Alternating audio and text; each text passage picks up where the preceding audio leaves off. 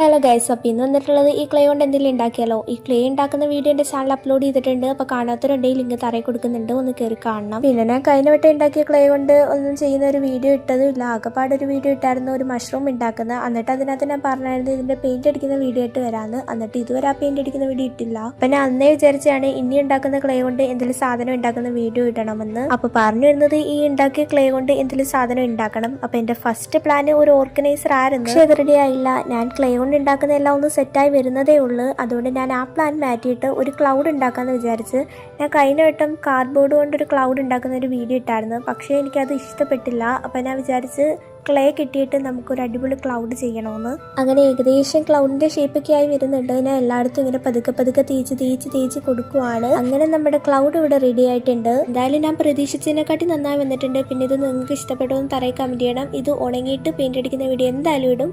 By.